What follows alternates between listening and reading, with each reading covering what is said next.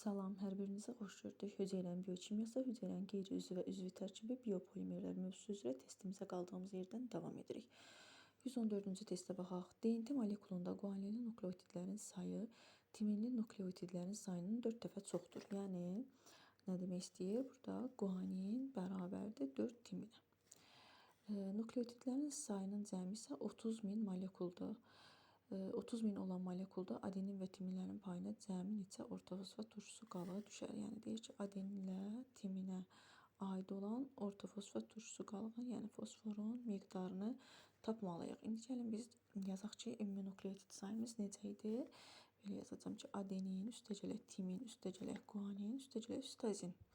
Çünki ümumi nukleotidlərimin sayını yazmalıyam. Burada adenin yerinə timin yaza bilərəm. Sonra timinimi saxlayayım yerində. Guaninin yerinə neçə timin demişdi mənə? 4 timin yazdım bura, 4 timin. Bir də sitazinin yerinə guanin yaza bilərəm. Və yaxud da sitazin bərabərdir 4 timin yaza bilərəm. Çünki bunlar bir-birinə bərabərdir. Yazıram bura 4 timin. Bərabərdir mənə nə dedi? 30.000-ə. Aha, bu oldu 30.000. İndi burada timinləri ümumilikdə saysam 10 dənə timin var. Yazıram 10 timin bərabərdir. Yəni bax 1, 2, 4 dənə burada 6, 4 dənə də burada 10. Bərabərdir 30.000-ə. Timin onda buradan bərabərdir neçəyə? Timin bərabərdir 3.000-ə. Timin 3.000-dirsə onda adenin də 3.000-dir. Adeninlə timinin cəmləyirəm. Nə qədər eləyir? Bu ikisi bir yerdə eləyir 6.000. Bizdən nəyi istəyirdi? Deyirdi ki, cəmi neçə ortofosfat turşusu qalığı olar? Yəni adeninlə timinə. Adeninlə timini saydım, ikisi bir yerdə 6.000 eləyir. Bunların elə 6.000 dənə də fosfat turşusu qalığı olacaq. 114-də düzgün cavabımız oldu D variantı. 115 ilə davam eləyək. DNT molekulunda deməli 12.000 dezoksiriboza 2.000 adeninli nukleotid var. Verilənləri nəzərə alaraq bu DNT molekulunda ortofosfat turşusu qalıqlarının, sitazinin və hidrogen rabitələrinin sayını göstərin. İndi baxaq, əgər bizdə 12.000 dezoksiriboza veribdirsə, onda mənim nəyim var burada? Bax, 12.000 dənə də pentozam var. 12.000 dənə də nukleotidim var. Çünki bir nukleotiddə bir pentoza, bir dənə də şəkər olur. Ona görə də nukleotidlərimin sayı demək 12.000 imiş ki, burada 12.000 dənə də dezoksiriboz olub. Daha nukleotidlərimin sayını tapdım. Deyir ki, 2.000 adenindir. 2.000 adenindirsə, onda 2.000 də olacaq timin. İkisi bir yerdə cəmi nə qədər elədi? Adenin də timinin cəmi elədi 4.000. Mənim nə qədər nukleotidim var? 12.000. 12.000-dən çıxıram. Bu 4.000-i tapıram, görüm hələ guaninlə sitazinə nə qədər düşdü. Baxıram ki, burada qaldı mənə 8.000. 8.000 nə oldu? Guaninlə sitazin. İndi ayrı-ayrılıqda bunu tapaq. Baxaq ki, hələ guaninlə sitazin nə qədər eləyir? 8.000-i bölməliyəm 2-yə. Çünki 2 dənə azot əsası var burada. Yəni nukleotid var. Bu da eləsin 4.000. Deməli, tapdım ki, 4.000 guaninimdir, 4.000 də sitazindir. Gətirək buradan o da qeyd eləyək. 4.000 guanin, 4.000 də oldu sitazin. Demək, bunlar cəmləsək, ümumilikdə məndən onsuz da fosfat turşusu qalığını istəyibdir. Ona görə də bunların hamısının cəmini tapmalıyam. Yəni bunların adenin, timin, guanin, sitazin. Baxaq, neçə eləyəcək? 4.000, 4.000, 8.000, 10.000, 12.000. Deməli, 12.000 də tapdım ki, mənim fosfat turşusu qalığım var. Onsuz da 12.000 fosfat turşusunu buradan tapmışdım. Bu bir tapdığım. İkinci nə istəyirdi? Deyirdi, sitazinin sayını tap. Sitazini tapdım. Baxın, burada sitazini də tapdım ki, sitazinim oldu 4.000. İndi hidrogen rabitələrin sayını tapaq. Hidrogen rabitəsini necə tapırdıq? 2 adeninin üzərinə gəlirdim. 3 guanin eləyirdi. Bu da hidrogen rabitəsi. Adeninim neçədir mənim? 2.000. 2-ni vururam 2.000-ə. Üzərinə gəlirəm. Guaninim neçə dənədir? 3-ü vururam. Guaninimiz də baxın 4.000-dir. 4.000-ə. Bu da bərabər eləyir. Demək, neçəyə? Bu ikisini vuranda 4.000, buna da vuranda 12.000. 12.000-dən də 4.000-i toplayanda eləyir 16.000 də hidrogen rabitəsinə. Demək, bizdən istədikləri nə idi? Fosfat turşusu qalığı, sitazin və hidrogen rabitəsi. Fosfat turşusu qalığı 12.000 oldu. Sitazinim oldu 4.000, 12.000, 4.000. Bu birisinin də miqdarı oldu 16.000. Demək, uyğun gələn cavabımız oldu Y variantı. 116-ya baxaq. Bu da onun kimidir. Yenə də amma bunun həllini qeyd edək. DNT molekulunda deyir 12.000 fosfat turşusu qalı var. 12.000 fosfat turşusu varsa onda dedik ki, deməli 12.000-də şəkəri var, yəni dezoksiribozası var. Elə 12.000-də nukleotidlərin sayıdır. Deməli ümumi nukleotidlərin sayını bildim ki, 12.000-dir. Mənə deyir ki, burada sitazin 2.000-dir. 2.000 sitazindirsə, onda avtomatik deyə bilərik ki, 2.000-də guanindir. Bu ikisinin cəmi elədir 4.000. Neyniyəcəm? Qayıdıram 12.000 nukleotid sayından, çıxıram bu 4.000-i ki, baxım görüm hələ adeninlə guaninimə nə qədər qaldı? 8.000 elədi. Adenin guanin yox, adeninlə timinə. Ona görə də 8.000-i bölürəm 2-yə, baxım görüm hələ bunlara ayrı-ayrılıqda nə qədər düşür. Baxdım ki, demək oldu 4.000. 4.000 demək oldu adenin, 4.000 də oldu timin. Bizdən nə istəmişdi? Adenini. Adenini tapdım, bunu tez dairəyə alıram. Aha, deyir dezoksiribozanı tapaq. Dezoksiribozanı mənə fosfat turşusunu vermişdi deyə, mən dezoksiribozanı ilə əvvəlcədən tapdım. Yəni fosfat turşusum nə qədərdirsə, turşusu. Dezoksiribozada o qədər olacaq. 12.000-də dezoksiribozadır. İndi hidrogen rabitəsinin düsturundan hidrogen rabitəsini tapaq. Yazaq bura 2 vur adenin, üstə gələk 3 vur guanin. Demək, adeninim nə qədər oldu? Adenini tapdım ki, 4.000-dir. 2-ni vururam 4.000-ə. Üzərinə gəlirəm. Guanin nə qədər idi? Baxın, 2.000. 3-ü vururam 2.000-ə. Bunların da cəmini tapaq. 2 dəfə 4-ünü eləyər 8.000. Bu da 6.000.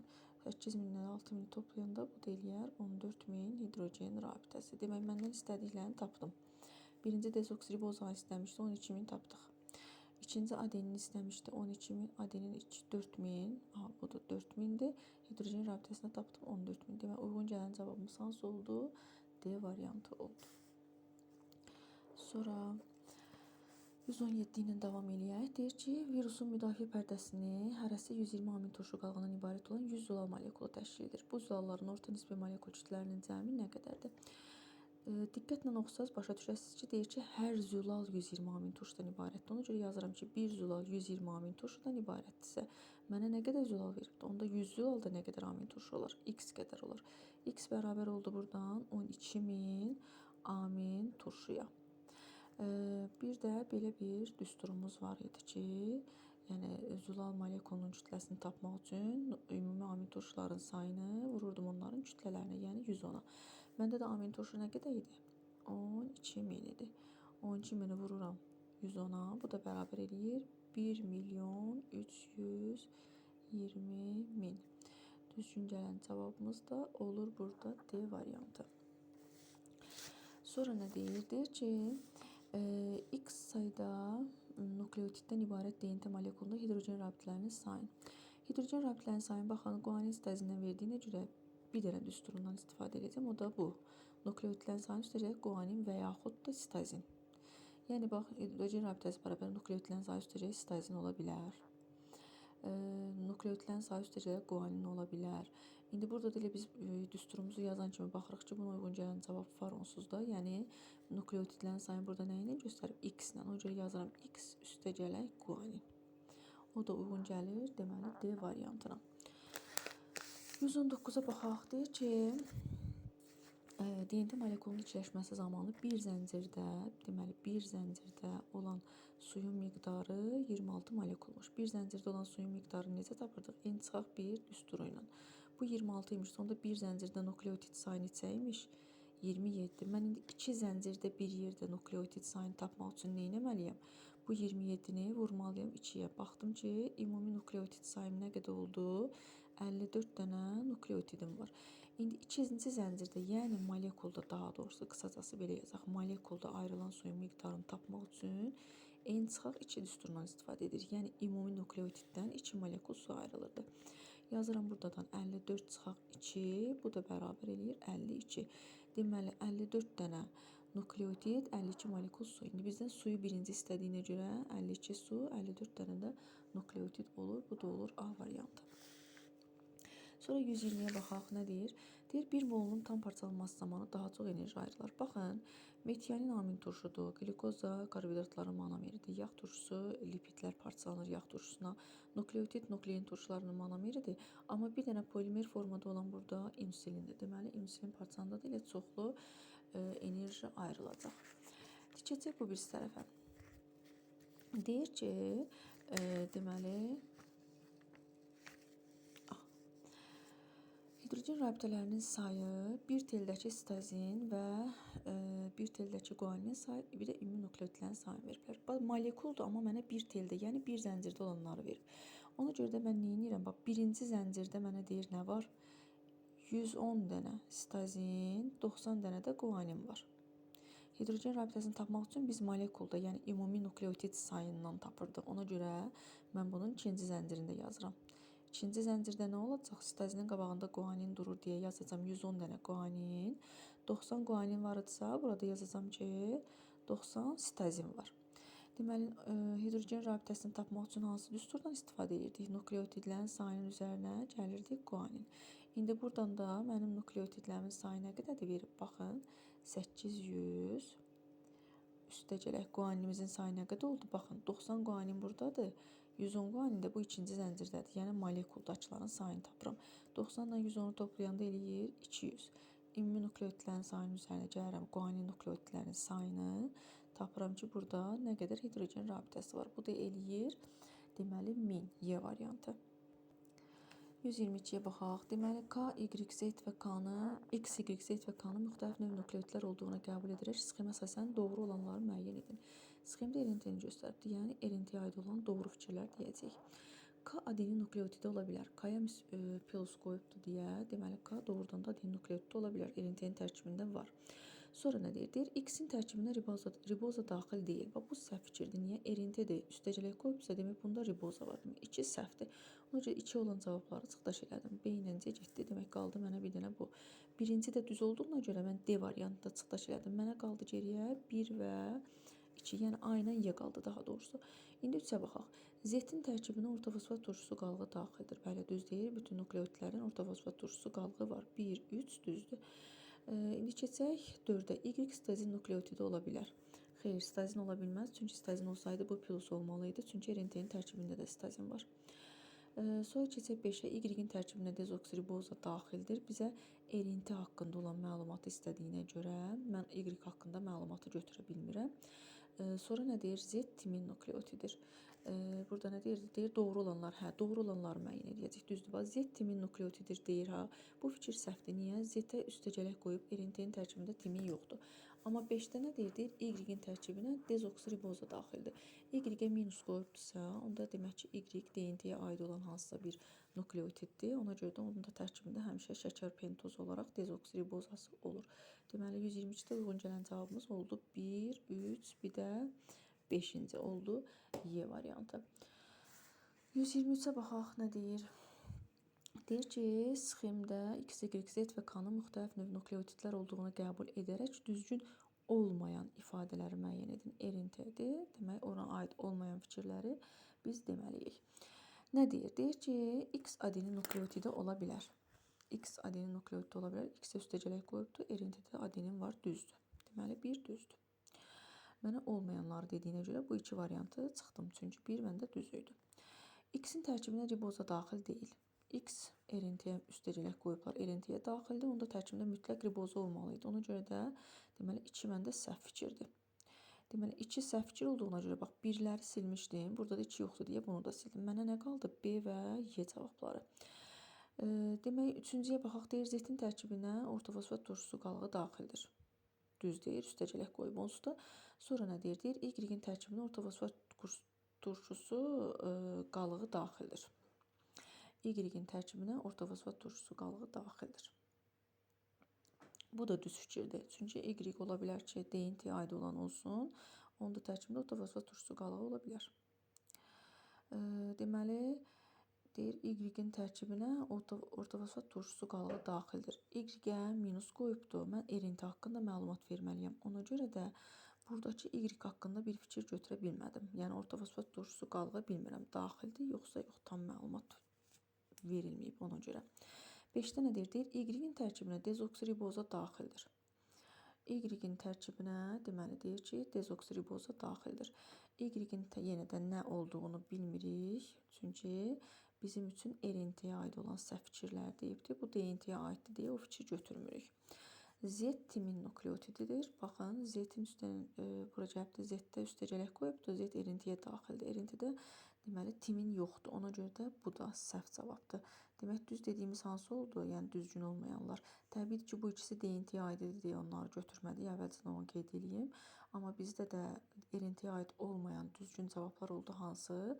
2, 4, bir də 6. Deməli, B variantı oldu.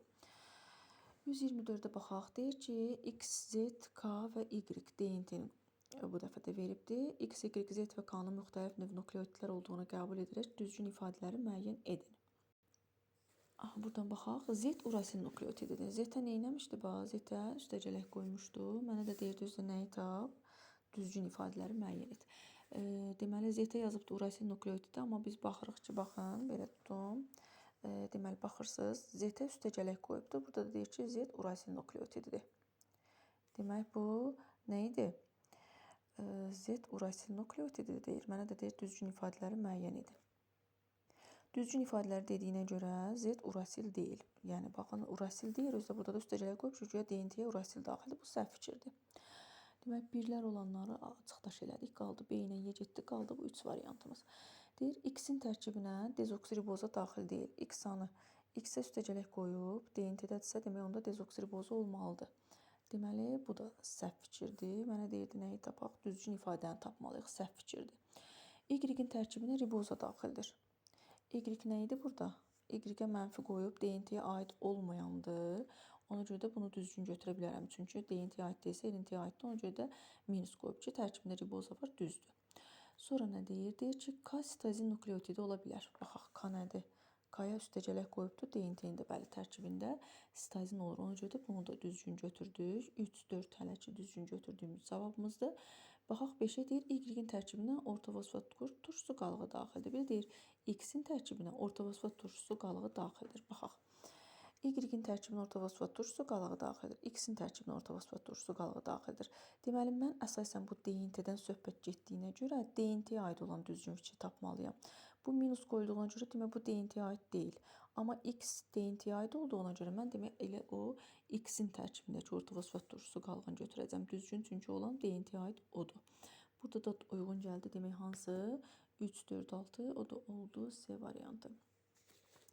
125-də nə deyir? Deyir, nukleotidlərin sayını N, hidrogen rabitlərin sayını H, adenin, guanin və sitazin nukleotidlərin sayını isə uyğun olaraq A, Q, S və S kimi işarə etsək, deyinti molekul üçün ifadələrdən hansı səhvdir? Baxın, burada bizə nəyi göstərir? Burada deyir ki, yəni bu düsturdan istifadə edibdir. Nukleotidlərin sayını üzərinə gələn guanin və yaxud da ki, ola bilər yazaram burada nə? Sitazin.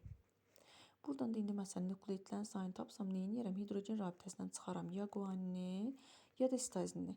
Görürsünüz, burada mən adeninin ümumiyyətlə heç nə yazmadım adeninə aid.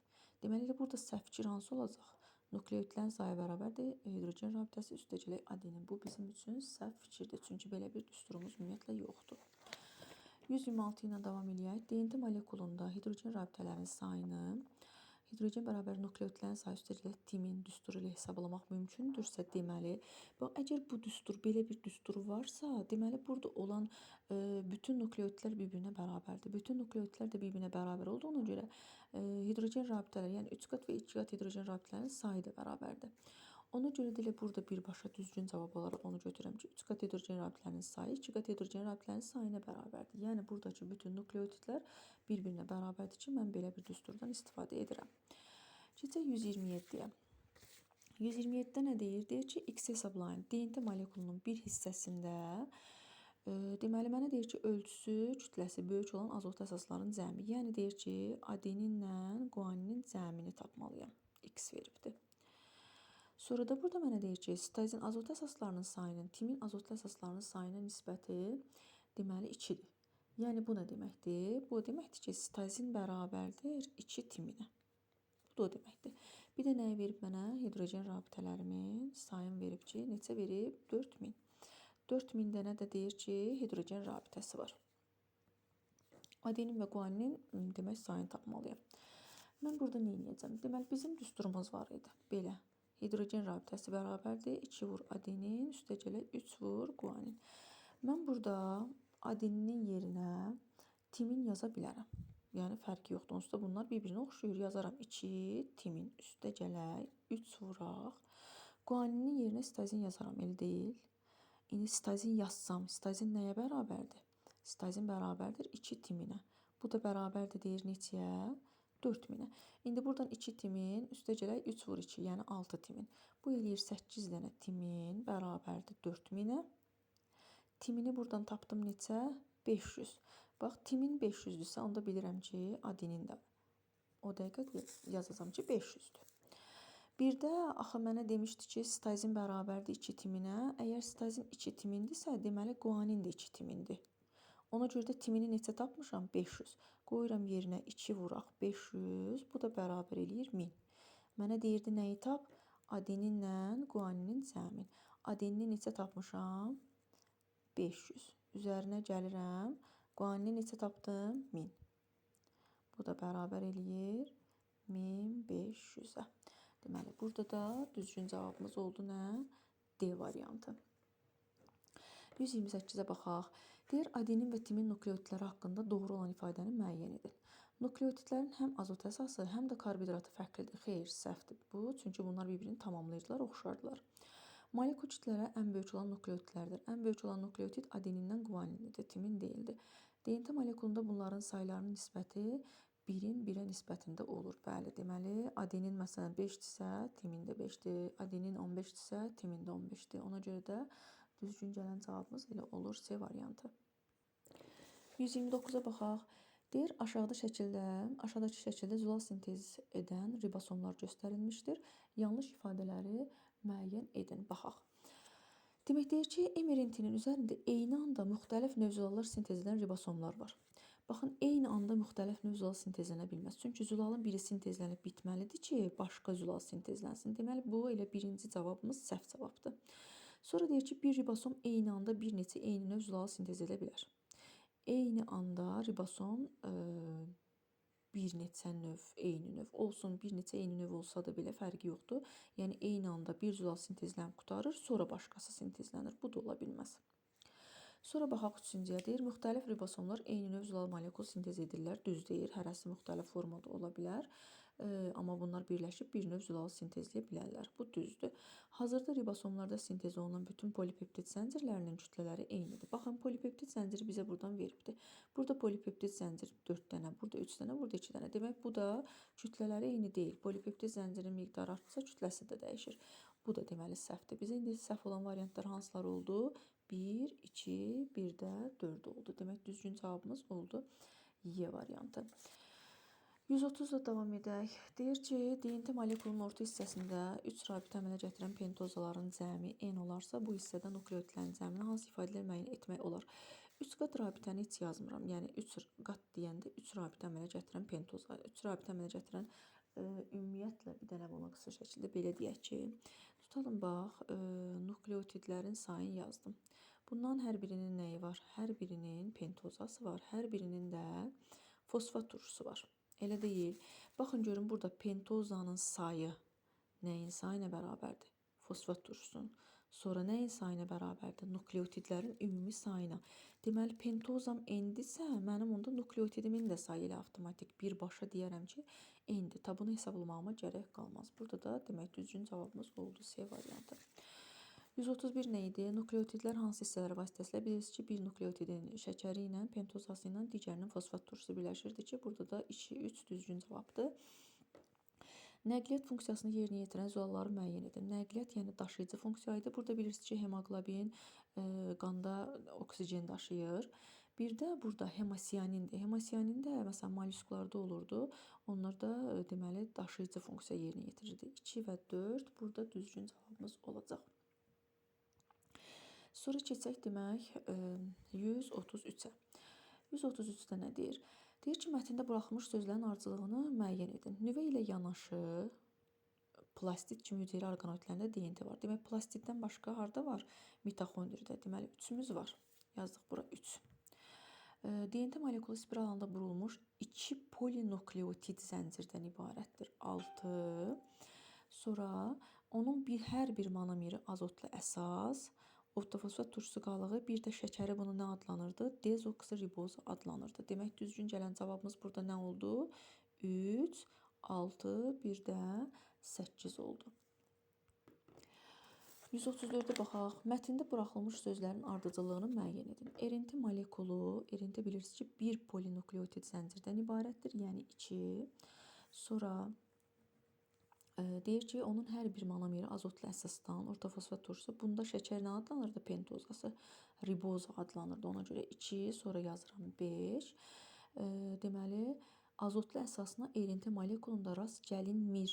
Rast gəlinməyən hansı idi? Timin idi. Demək, düzgün olan hansı oldu? 2, 5 və 7 oldu. Pektin maddəsi haqqında yəqin ki, məlumatınız var. Polisaxaridlərə aiddir. Ağır metallar üzrə adsorpsiya edirdi. Bir də balqabağın meyvəsinin əsas tərkib hissələrinə aiddir. Yəni, düzgün olan hansı oldu? 2, 3, bir də 6. Sıra gəldik 136-ya. Demək, nə deyir burada? Eyni bir zulalın hər 3 quruluşu üçün ümumidir. 3 quruluşun üçündə də ümumi olmalıdır. Deyir, öz bioloji funksiyasını yerinə yetirməsi. Zulallar öz bioloji funksiyasını demişik 3-cü quruluşda yerinə yetirir. Amma burada mənə nə göstərib? Həm 1, həm 2, həm də 3-ü göstərib. Ona görə də bu düzgün fikir deyil. Çünki deyir, üçünə də aid olsun. Sonra nə deyir? Deyir, amin turşuların birləşmə ardıcılığı. Bəli, amin turşuların birləşmə ardıcılığı eynidir. Niyə? Çünki əvvəlcə spiral xətti idi, sonra olur spiral, sonra olur qlobula formasında, yəni dəyişmir. Peptid rabitələrinə malik olmaq düz deyir. Hər birində peptid rabitə var. Bu da düzgün fikirdir. Sonra hidrogen rabitələri və hidrofob qarşılıqlı təsirin mövcudluğu. Xeyr, hidrogen rabitəsi bunda var. Hidrofob bunda var, amma bunda da peptid də var. Ona görə də onu da qeyd eləməli idi. Yoxdur, burada qeyd eləməyibdir. Dönməz denaturasiya zamanı quruluşun pozulması. Dönməz denaturasiya zamanı bilirsiniz ki, 4, 3, 2, 1 hamısı pozulur. Ona görə də bunlar üçün ümumi fikirdir. Demək, düzgün olan hansı oldu burada? 2, 3, bir də 5 oldu. 137-yə baxaq. Aşağıdakı sxemdə eyni DNT molekulunda baş verən A və B prosesləri verilmişdir. Doğru ifadələri müəyyən edin. A reduplikasiyadır, B isə translyasiyadır. Yəni DNT-nin ikiləşməsi idi, bu da zulal sintezi idi. Deyir ki, A-da 4 növ nukleotid iştirak edib. Düz deyir, DNT sintezlənirsə, bunun yalnız 4 növ nukleotidi var, iştirak edəcək. Ona görə də 1-i düzgün götürdük. Sonra B 8 növ nukleotid iştirak edib. B-yə baxıram ki, DNT-də 4 növ nukleotid, adenin, timin, guanin, sitazin və hər birində şəkəri dezoksiriboza. M-RNT-də adenin, urasil, guanin, sitazin və hər birində şəkəri ribozadır. 8 növ nukleotid iştirak edib, bu da düzgün fikirdir. Sonra baxaq, A eukariot orqanizmlərdə yalnız nüvədə baş verə bilər. DNT-nin reduplikasiya, yəni ikiləşməsi, bilirsiniz ki, mitoxondri və plastiddə də baş verir, çünki onlar özlərini ikiləşdirirlər. Demək, bu fikir səhv fikirdir. Sonra deyir 4-də ki, B 8 növ azot əsası iştirak edib. 8 növ azot əsasımız yoxdur. Ümumilikdə bu fikir səhvdir, çünki 5 növ azot əsasımız var. Sonra 5-ə baxaq, deyir B iki membranlı orqanoidlərdə baş verə bilməz. Deməli, iki membranlı orqanoidlərdə baş verə bilər, çünki mitoxondrida və xloroplastlarda özləri üçün zulal sintez edirdilər. Sonra baxaq, A deyir interfazada baş verə bilər. A deməli DNT-nin ikiləşməsi idi ki, bilirsiniz ki, interfazanın sintetik mərhələsində xromatid və DNT-nin miqdarı artırdı. Deməli, burada düzgün olan cavabımız hansı oldu? 1, 2, bir də 6. Deməli, 138-ə baxaq. Deyir ki, bir zəncirində 200 adenin, 400 timin, 100 guanin, 50 sitazin nukleotid olan DNT molekulunun qarşısındakı zəncirdən sintez olunan mRNT-də. Demək, nə edəcəm? Birinci zənciri yazacağam. Birinci zəncirdə deyir nə var? 200 adenin, 400 timin, 100 guanin, 50 sitazin. Molekulunun qarşısındakı zəncir dediyinə görə mən buradan ikinci zəncirdə sintezləməliyəm. Çünki molekul deyir. İkinci zəncirdə nə yazacağam? 200 adeninin qabağında yazacağım ki, 200 timin, 400 adenin, 100 sitazin, 50 guanin. Buradan sintez olunan mRNT-ni istəyir bizdən. Bax, görürsünüz, məlumatı mRNT haqqında soruşubdur. mRNT-də 200 timindirsə, burada olacaq 200 adenin. 400 adenindirsə, burada timin olmadığına görə yazıram 400 urasil. 100 sitazindirsə olacaq buradan 100 guanin, 50 guanindirsə olacaq 50 sitazin. Demək, bizdən bu haqda məlumat soruşur, düzgünlüyü. Baxaq, deyir 200 adenin olur. Baxın, düz fikirdir. 200 adenin var. Bir düzdür. Deyir 750 dezoksiriboza var. Mən bu dezoksi sözünü görən kimi onu bunu götürmürəm. Niyə? Çünki RNT-də dezoksiriboza yoxdur, riboza var. Demək ki, səhv fikirdir. 750 orta fosfat turşusu qalığı var. Nə qədər nukleotidin varsa, ona uyğun da orta fosfat turşusu qalığı var. Nukleotidləri sayaq, bax 200, 400, bu ikisi ilə də 600, bu 700, bu da 750. Deməli, orta fosfat turşusu qalığı da düzgün fikirdir. 1, 3. 4-ə baxaq, deyir, guanin nukleotidinin sayı sitazin nukleotidinin sayından azdır. Bax, guanin 100-dür, sitazin 50-dir. Guanin sitazindən az deyil, hələ çoxdur. Sonra deyir ki, sitazin nukleotidlərinin sayı, yəni bu 50, urasil nukleotidlərin sayının 8-də 1-nə bərabərdir. Yəni 450-yə bölsəm, doğrudan da 8 düşür, o da onun 8-də 1-i olur. Deməli, burada da uyğun gələn cavabımız oldu nə? 1, 3, bir də 5. Sonra bu birisinə baxaq, deyir, tərkibində timin əsası olan nuklein turşular üçün səciyyəvi əlamətdir. Timin bilirsiniz ki, DNT-nin tərkibindədir. DNT haqqında məlumatlar yazacaq. Deyir, 2 polinukleotid zəncirdən ibarətdir. Biri düz deyir, çünki DNT doğrudan da 2 polinukleotid zəncirdən ibarətdir.